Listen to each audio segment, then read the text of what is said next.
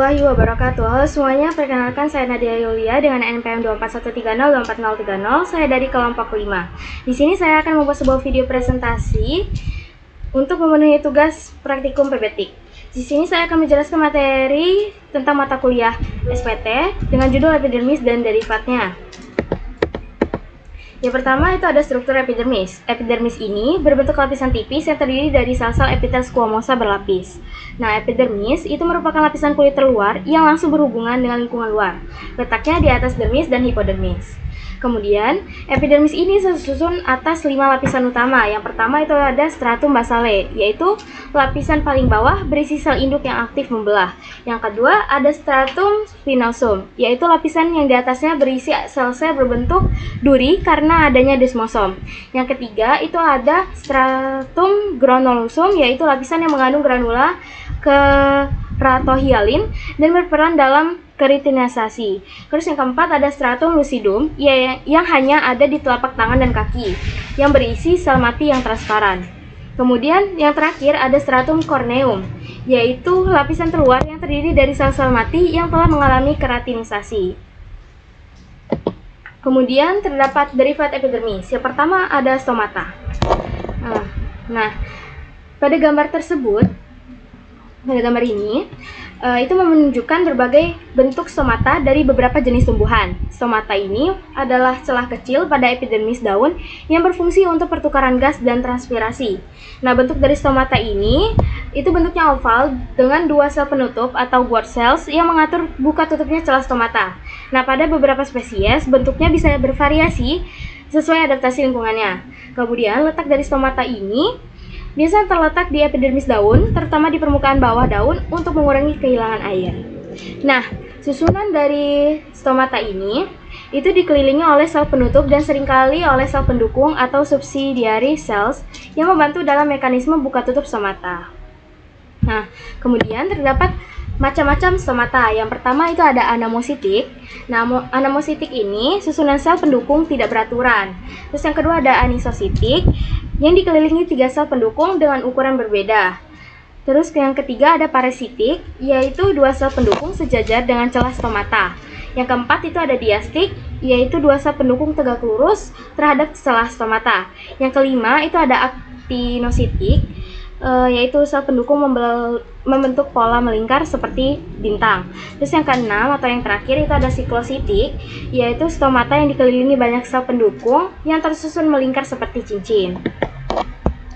Kemudian terdapat trikomata. Nah, trikomata ini merupakan struktur berupa rambut atau tonjolan yang terdapat pada permukaan epidermis tumbuhan. Nah, trikomata ini berfungsi sebagai perlindungan dari hama, mengurangi penguapan, membantu penyerapan air, dan dalam beberapa kasus berperan dalam sekresi zat tertentu. Nah, bentuknya itu beragam, seperti bentuk rambut sederhana, bercabang, kelenjar, atau berbentuk sisik.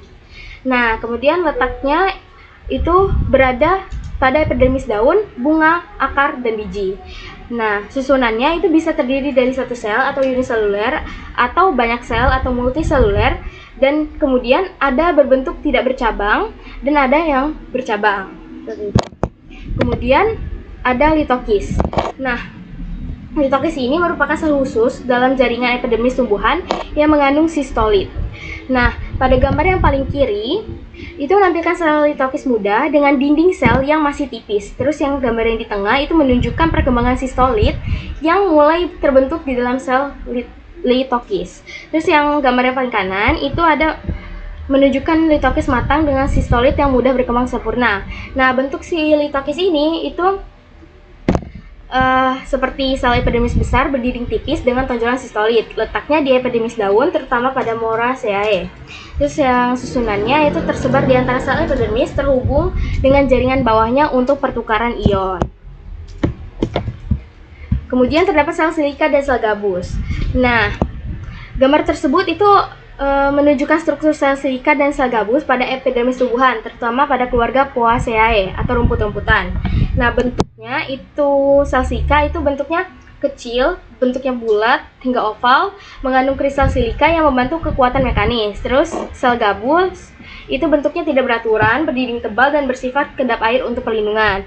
Nah, letaknya itu keduanya ditemukan pada epidermis daun dan batang, sering berdampingan pada pola berulang.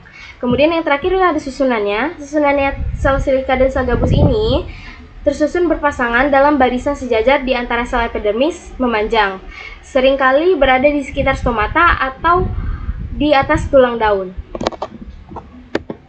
Kemudian ada sel kipas. Nah, sel kipas ini adalah sel khusus yang terdapat pada epidermis daun, terutama pada tumbuhan monokotil seperti rumput-rumputan.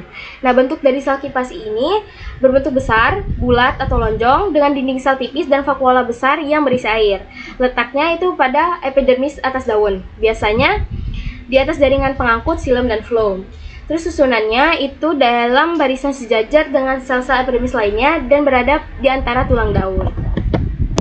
Kemudian ada lentisel. Lentisel ini struktur pada batang tumbuhan yang berfungsi sebagai jalur pertukaran gas antara jaringan dalam dan lingkungan luar.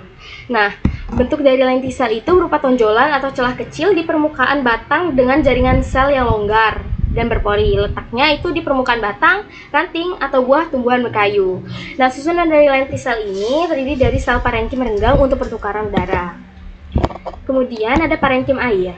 Nah, parenkim air ini adalah jaringan yang berfungsi sebagai penyimpan air pada tumbuhan xerofit dan epifit. Nah, bentuknya dari parenkim air ini selnya tuh besar, berdinding tipis, tanpa kloroplas, dengan vakuola besar yang mengandung lendir. Terus letaknya terdapat di batang, daun, dan atau akar tumbuhan xerofit dan epifit. Susunannya terdiri dari sel-sel longgar dengan vakuola besar untuk menampung air. Terus yang terakhir ada periderm. Nah, periderm ini jaringan pelindung yang menggantikan epidermis pada tumbuhan yang mengalami pertumbuhan sekunder. Terdapat 4 struktur ya. Yang pertama itu ada velum atau cork, yaitu lapisan terluar terdiri dari sel mati berfungsi sebagai pelindung. Terus yang kedua ada velogen, yaitu lapisan tengah menghasilkan velum keluar dan veloderm ke dalam. Yang ketiga itu ada veloderm, yaitu lapisan dalam terdiri dari sel hidup yang berfungsi sebagai cadangan makanan. Terus yang terakhir ada korteks. Nah, korteks ini jaringan di bawah periderm yang mendukung dan menyimpan zat makanan.